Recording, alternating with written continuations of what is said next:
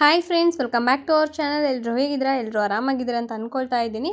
ಈ ವ್ಲಾಗ್ ಬಂದು ಒಂದು ಚಿಕ್ಕ ಮಿನಿ ವ್ಲಾಗ್ ಆಗಿರುತ್ತೆ. ಸೊ ನಿಮ್ಗೆ ಇಷ್ಟ ಆಗುತ್ತೆ ಅಂತ ಅಂದ್ಕೊಂಡಿದ್ದೀನಿ. ಬೆಳಗ್ಗೆ ಎದ್ದ ತಕ್ಷಣ ಫಸ್ಟು ಟಿಫನ್ ಮಾಡಲಿಕ್ಕಂತ ಇಡಕ್ಕಿದೆ. ಮಕ್ಕಳಿಗೋಸ್ಕರ ಇವತ್ತು ಬಿಸಿ ಬಿಸಿಯಾಗಿ ಇಡ್ಲಿ ರೆಡಿ ಮಾಡ್ತಾ ಇದ್ದೀನಿ. ಇಡ್ಲಿ ಕೂಡ ಒಂದು ಸ್ವಲ್ಪ ಬೆಂದಿತ್ತು. ಆಮೇಲೆ ಚೆಕ್ ಮಾಡಿ ಇನ್ನೂ ಸ್ವಲ್ಪ ಬೇಯಲಿ ಅಂತ ಹೇಳಿ ಮತ್ತೆ ಮುಚ್ಚಿಟ್ಟಿದ್ದೆ. ಇವಾಗ ಆಲ್ಮೋಸ್ಟು ಇಡ್ಲಿ ಎಲ್ಲ ಚೆನ್ನಾಗಿ ಬೆಂದಿದೆ. ಈಗ ಇನ್ನೇನು ಅದನ್ನ ತೆಗೆದು ಹಾಟ್ ಬಾಕ್ಸಿಗೆ ಹಾಕ್ಬಿಟ್ಟು ಮಕ್ಕಳಿಗೆ ಈಗ ಟಿಫನ್ ಕೊಡಬೇಕು. ಪಾಪ ವೆಯ್ಟ್ ಮಾಡ್ತಾ ಇದ್ದಾರೆ. ತುಂಬ ಟೈಮ್ ಆಗೋಯ್ತು ಇವತ್ತು. ಯಾಕಂದರೆ ಮನೇಲಿ ಕೆಲಸ, ಪೂಜೆ ಎಲ್ಲ ಮುಗಿಸ್ಕೊಂಡು ಅಡುಗೆ ಮಾಡೋಷ್ಟರಲ್ಲಿ ಕೆಲಸ ಲೇಟ್ ಆಯಿತು. ಓಕೆ, ಪರವಾಗಿಲ್ಲ ಅಂತ ಹೇಳಿ ಇವಾಗ ಬೇಗ ಬೇಗ ಇಡ್ಲಿನೂ ಆಗ್ತಾ ಇತ್ತಲ್ಲ, ಇನ್ನೇನು ಆಗೋಯ್ತು. ಅದನ್ನು ತೆಗೆದು ಅವ್ರಿಗೆ ಪ್ಲೇಟಲ್ಲಿ ಹಾಕ್ಬಿಟ್ಟು ಸಾಂಬಾರು ಚಟ್ನಿ ಕೂಡ ರೆಡಿ ಇದೆ.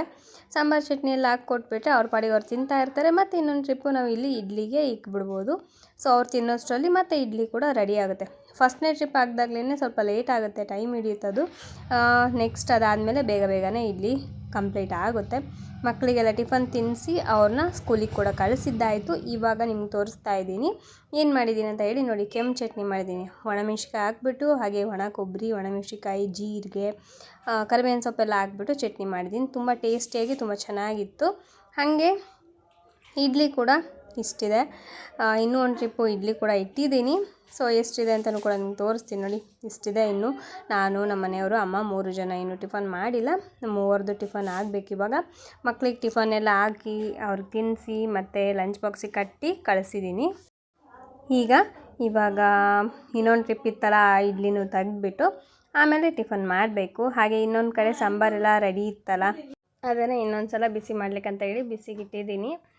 ಸಾಂಬಾರು ಬಿಸಿ ಇದ್ರೇ ಇಡ್ಲಿ ತಿನ್ನೋದಕ್ಕೆ ಒಂಥರ ಟೇಸ್ಟ್ ಅಂತ ಅನಿಸುತ್ತೆ. ಹಾಗಾಗಿ ಬಿಸಿ ಮಾಡೋದಕ್ಕಂತ ಹೇಳಿ ಇಟ್ಟಿದ್ದೀನಿ. ಬೇಳೆ ಸಾಂಬಾರು ನಾರ್ಮಲಾಗಿ ನಮ್ಮ ಮನೇಲಿ ಮಾಡ್ತೀವಲ್ವ, ಬೇಳೆ ಟೊಮೆಟೊ ಎಲ್ಲ ಹಾಕ್ಬಿಟ್ಟು ತಿಳಿ ಸಾಂಬಾರು ಥರ ಅದನ್ನು ಮಾಡಿಕ್ಕಿದ್ದೀನಿ. ಹಾಗೆ ಇದು ಸೊಪ್ಪು ಬಂದುಬಿಟ್ಟು ನಾವು ಉದ್ಕ ಮುದ್ದೆ ಅಂತ ಹೇಳ್ತೀವಲ್ವ, ಬಸ್ಸಾರು ಅಂತ ಹೇಳ್ತಾರೆ ಕೆಲವೊಂದು ಕಡೆ ಎಲ್ಲ. ಸೊ ಅದು ಮಾಡೋದಕ್ಕಂತೇಳಿ ತೊಗೊಂಡಿದ್ವಿ. ಇದು ನಮ್ಮ ಕಡೆ ಇದನ್ನು ಎಳರ್ಬೇಳೆ ಸೊಪ್ಪು ಅಂತ ಏನೋ ಕರೀತಾರೆ. ಪಿಂಕ್ ಕಲರ್ ಬರುತ್ತೆ, ಸ್ವಲ್ಪ ಲೈಟಾಗಿ. ಇದು ಗ್ರೀನಿಶ್ ಆಗೇ ಇರುತ್ತೆ ಎಲೆ ಎಲ್ಲ, ಆಮೇಲೆ ಲೈಟಾಗಿ ಪಿಂಕ್ ಆಗ್ತಾ ಹೋಗುತ್ತೆ. ಚೆನ್ನಾಗಿರುತ್ತೆ. ಇದನ್ನು ಊಟ ಮಾಡಲಿಕ್ಕೆ ಒಳ್ಳೆಯದು ಅಂತ ಹೇಳ್ತಾರೆ. ಹಾಗಾಗಿ ಮನೆ ಹತ್ರನೇ ಹಿಂಗಿದ್ರು ಮಾರೋದಕ್ಕೆ ಬಂದಿದ್ರಲ್ಲ, ತೊಗೊಂಡ್ರು. ಸೊ ಸಂಜೆಗೆ ಇದು ಮಾಡಿಕೊಂಡು ಊಟ ಮಾಡೋದು. ಹಾಗೆ ಸ್ವಲ್ಪ ಕೆಲಸ ಆಯಿತು ಅಂತ ಹೇಳ್ಬಿಟ್ಟು ನಾನು ಮತ್ತು ನಮ್ಮ ಮನೆಯವರು ಹೊರಗಡೆ ಹೋಗ್ತಾ ಇದ್ದೀವಿ. ಮಾರ್ಕೆಟಿಗೆಲ್ಲ ಹೋಗಿ ಬರೋದಿತ್ತು, ಹಾಗಾಗಿ ಹೋಗ್ತಾ ಇದ್ದೀವಿ. ಕ್ಲೈಮೇಟ್ ನೋಡ್ತಾ ಇದ್ದೀರಾ, ಬಿಸಿಲು ಇರೋದು ನೋಡಿ ಬೇಸಿಗೆಗಾಲ ಏನೋ ಅಂತ ಅನ್ನಿಸ್ತಾ ಇದೆ. ಯಾಕಂದರೆ ಮಳೆಗಾಲ ಅಂತ ಎಲ್ಲೂ ಅನ್ನಿಸ್ತಾ ಇಲ್ಲ ನಮಗೆ.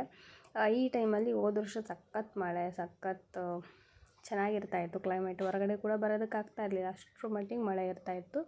ಬಟ್ ಇವಾಗ ನೋಡಿದರೆ ನಮಗೆ ಕನ್ಫ್ಯೂಸ್ ಆಗ್ತಾಯಿದೆ, ಇದು ಮಳೆಗಾಲನ ಬೇಸಿಗೆಗಾಲನ ಅಂತ ಹೇಳಿ. ಸೊ ಆ ರೇಂಜಿಗೆಲ್ಲ ಚೇಂಜ್ ಆಗಿಬಿಟ್ಟಿದೆ. ಬಿಸಿಲು ಮಾತ್ರ ಸಖತ್ತಾಗಿದೆ. ಹಾಗೆ ಮತ್ತು ಮಾರ್ಕೆಟ್ ಕೂಡ ಹೋಗಿದ್ವಿ. ಈ ಹಣ್ಣು ನಾನು ನೋಡಿದ್ದು ಫಸ್ಟ್ ಟೈಮ್, ಹಾಗೆ ತಿಂದಿದ್ದು ಕೂಡ ಫಸ್ಟ್ ಟೈಮ್. ಇದನ್ನು ಏನಂತಾರೆ, ಬೆಂಡು ಖರ್ಜೂರ ಅಂತ ಹೇಳ್ತಾರಲ್ವ, ಸೊ ಆ ಥರದ್ದು ಡೇಟ್ಸ್ ಅಂತ ಕರಿತೀವಲ್ವ, ಅದನ್ನು ಹಸಿ ಇರೋವಂಥದ್ದು. ಚೆನ್ನಾಗಿತ್ತು, ಟೇಸ್ಟ್ ಮಾತ್ರ ಸೂಪರಾಗಿತ್ತು. ಫಸ್ಟ್ ಟೈಮ್ ತಿಂದರೂ ಕೂಡ ನನಗಂದ್ರೂ ಸಖತ್ ಇಷ್ಟ ಆಯಿತು. ಹಾಗಾಗಿ ಟೇಸ್ಟ್ ಮಾಡಿ ಮತ್ತು ನಮ್ಮ ಮನೆಗೆ ಕೂಡ ತೊಗೊಂಬಂದ್ವಿ ಹೇಗಿದೆ ಅಂತಂದೇಳಿ.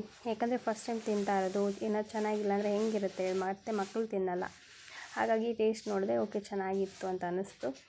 ಸ್ವೀಟ್ ಮಾತ್ರ ಸಖತ್ತಾಗಿತ್ತು. ಹಾಗಾಗಿ ತೊಗೊಂಬಂದಿದ್ದೀನಿ. ಅದನ್ನೇ ಈಗ ಓಪನ್ ಮಾಡಿ ನಿಮ್ಗೆ ತೋರಿಸ್ತಾ ಇದ್ದೀನಿ. ಏನಂದರೆ ಇದೆಲ್ಲ ಸೀಸ್ನಲ್ ಫುಡ್ಡು, ಅಂದರೆ ಸೀಸ್ನಲ್ ಫ್ರೂಟ್ಸ್ ಅಂತ ಏನು ಕರಿತೀವೋ ಆ ಥರ. ಪ್ರತಿ ಸೀಸನಲ್ಲೂ ಏನೇನು ಬರ್ತಾ ಇರುತ್ತೋ ಪ್ರತಿಯೊಂದು ಕೂಡ ನಾವು ತಿಂತಾ ಹೋಗಬೇಕು. ಆವಾಗಲೇ ಹೆಲ್ತ್ ಅನ್ನೋದು ಚೆನ್ನಾಗಿರುತ್ತೆ. ಅದು ಇದು ಬೇಡ ಅಂತ ನಾವು ಫಸ್ಟ್ ನೆಗ್ಲೆಕ್ಟ್ ಮಾಡೋದಕ್ಕಿಂತ ಏನು ಬರುತ್ತೋ ಅದನ್ನು ತಿನ್ನೋದು ಬೆಸ್ಟು. ಅಂದರೆ ಇದು ತುಂಬ ಚೆನ್ನಾಗಿದೆ ಟೇಸ್ಟ್ ಮಾತ್ರ. ಹಾಗಾಗಿ ನಮ್ಗೆ ಸಖತ್ ಇಷ್ಟ ಆಯಿತು. ಮಕ್ಕಳಿಗೂ ಕೂಡ ಇಷ್ಟ ಆಗುತ್ತೆ ಅಂತ ಹೇಳಿ ತೊಗೊಂಬಂದಿದ್ದೀನಿ. ಮಕ್ಕಳು ಕೂಡ ತಿಂದರು. ಇದು ತಿಂದಾದ್ಮೇಲೆ ನಾನು ವಿಡಿಯೋ ಮಾಡ್ತಾ ಇರೋವಂಥದ್ದು ಅಲ್ಲ, ನಿಮಗೆ ವಿಡಿಯೋನ ಪೋಸ್ಟ್ ಮಾಡ್ತಾ ಇರೋವಂಥದ್ದು. ಟೇಸ್ಟ್ ಮಾತ್ರ ಸೂಪರಾಗಿತ್ತು. ಇದರಲ್ಲಿ ಇನ್ನೊಂದು ಕಲರ್ ಬರುತ್ತೆ, ರೆಡ್ ಕಲರು. ಸೊ ರೆಡ್ ಕಲರಲ್ಲಿ ಬರೋದು ಸ್ವಲ್ಪ ಒಗುರು ಅಂತ ಅನಿಸುತ್ತೆ. ಇದು ತುಂಬ ಸ್ವೀಟ್ ಇತ್ತು, ಹಾಗಾಗಿ ಇಷ್ಟೊಂದು ತೊಗೊಂಬಂದಿದ್ದೀನಿ. ಇವಾಗ ಇದನ್ನೆಲ್ಲ ತೆಗೆದು ಪ್ಲೇಟಲ್ಲಿ ಹಾಕಿಕ್ಬೇಕು. ಟೇಸ್ಟ್ ಮಾತ್ರ ಸಖತ್ತಾಗಿತ್ತು. ಓಡಾಡ್ಕೊತಾನೆ ತಿಂದು ಖಾಲಿ ಮಾಡಿಬಿಡ್ಬೋದು. ಇದೆಲ್ಲ ಮತ್ತೆ ಸೀಸನ್ ಮುಗೀತು ಅಂದರೆ ಮತ್ತೆ ಇದೆಲ್ಲ ಸಿಗೋಲ್ಲ, ಮತ್ತು ಇನ್ನೂ 1 ವರ್ಷ ವೆಯ್ಟ್ ಮಾಡಬೇಕು. ಹಾಗಾಗಿ ಸೀಸನಲ್ಲಿ ಏನೇನು ಬರುತ್ತೋ ಪ್ರತಿಯೊಂದು ಕೂಡ ತಿನ್ನೋದು ಬೆಸ್ಟು. ಎಲ್ಲ ಥರದ್ದು ಪ್ರೋಟೀನ್ ಎಲ್ಲ ನಮ್ಗೆ ಹೋಗುತ್ತಲ್ವ. ಸೊ ಹಾಗಾಗಿ ಹಾಗೇ ಮಕ್ಳಿಗೆ ಒಂದು ಸ್ವಲ್ಪ ಸ್ನ್ಯಾಕ್ಸ್ ಕೂಡ ತೊಗೊಂಬಂದಿದ್ವಿ. ಅವರು ಆಲ್ಮೋಸ್ಟ್ ಏನಂದರೆ ಏನೇ ಮನೇಲಿ ಹೆಲ್ತಿ ಫ್ರೂಟ್ಸು ಹೆಲ್ತಿ ಫುಡ್ ಇದ್ದರೂ ಕೂಡ ಈ ಥರ ಸ್ನ್ಯಾಕ್ಸ್ ಅಂತೂ ಅವರು ಇಷ್ಟಪಟ್ಟು ತಿಂತಾರೆ, ಕೇಳ್ತಾ ಇರ್ತಾರೆ. ಹಾಗಾಗಿ ಆ ಥರದ್ದು ಕೂಡ ತೊಗೊಂಬಂದ್ವಿ. ಸೊ ಇದು ಬಂದುಬಿಟ್ಟು ಬಾಳೆಕಾಯಿ ಚಿಪ್ಸು. ಅಂದರೆ ಜಾಸ್ತಿ ಏನು ತರಲ್ಲ, ಯಾವಾಗಲಾದ್ರೂ ಒನ್ ಟೈಮ್ ಅಷ್ಟೇ ನಾವು ತೊಗೊಂಬರೋದು. ಮತ್ತು ಇದು ಉರಿಗಡಲೆ ಅಂತೀವಲ್ವ, ಸೊ ಅದು ಕೂಡ ಒಂದು ಪ್ಯಾಕೆಟು. ಎಲ್ಲ ಹೋಮ್ ಮೇಡು, ಈಗ ಮನೆಯಲ್ಲೇ ಮಾಡಿ ತೊಗೊಂಬಂದು ಸೇಲ್ ಮಾಡ್ತಾರಲ್ವ, ಸೊ ಆ ಥರದ್ದು. ಹಾಗೆ ಇದು ಬಂದುಬಿಟ್ಟು ಕೋಡ್ಬಳೆ.